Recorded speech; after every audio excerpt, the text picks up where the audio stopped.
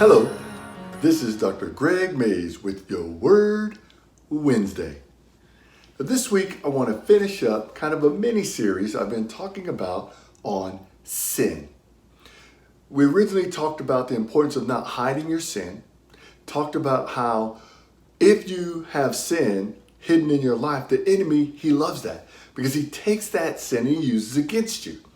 Last week, I talked about the importance of confessing your sin because then you unleash heaven onto your sin problem. You also unleash your friends that come against it in prayer. The Lord is able to send prayer help to you, to work with you, because he's not going to come and abide in your sin. He's not going to leave you, but he's not going to abide in your sin. And so this week, I want to talk about the importance of not comparing your sin to someone else's sin. You see, one of the things that we do is we say, well, I'm not nearly as bad as Joe down the street. And you know what's funny? I have to pause. I have a friend named Joe. I'm not talking about him. That's just a common name. Shout out, Cup of Joe. If you're not following Cup of Joe, you should. Anyway, I digress. So, Lord, I'm not like Joe down the street.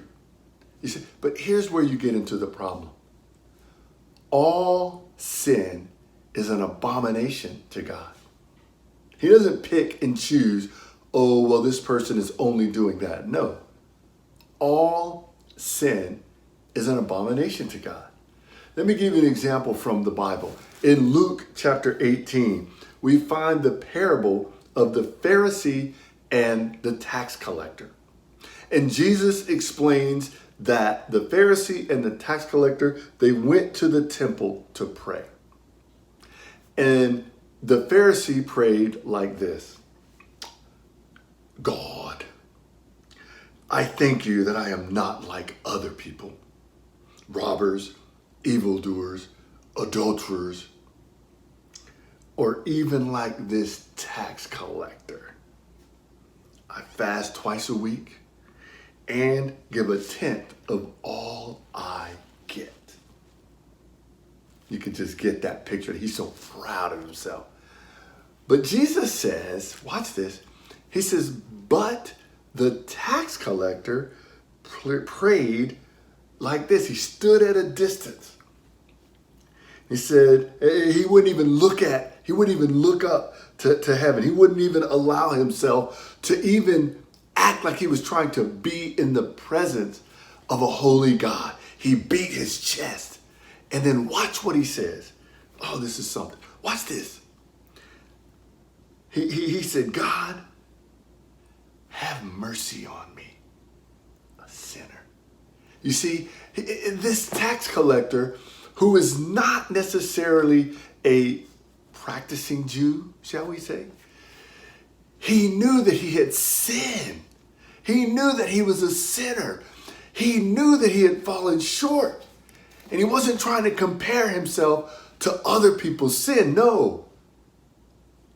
He looked at a holy God and he said, God, have mercy on me. And God did. You see, Jesus says, I tell you that this man, rather than the other, went home justified before God. He said, for all those who exalt themselves will be humbled, and those who humble themselves will be exalted. You see, when you confess your sin, when you understand that your sin is against God, then you're not comparing yourselves to other people. You're comparing yourself to Jesus Christ, our model. He never sinned. So if you want to compare your sin, whatever it is, to Jesus's no sin, you're going to always come up short. This is why Jesus Christ died for us. So don't get into the habit of comparing yourself to your neighbor next door or your coworker or your students in your class, your fellow students, your peers, your best friends, your enemies. Don't do that. Compare your sin to Jesus Christ.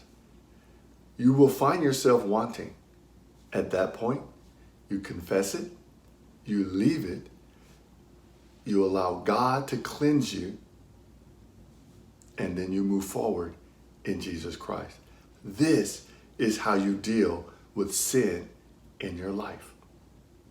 I pray that this is a blessing for you, and remember, stay strong.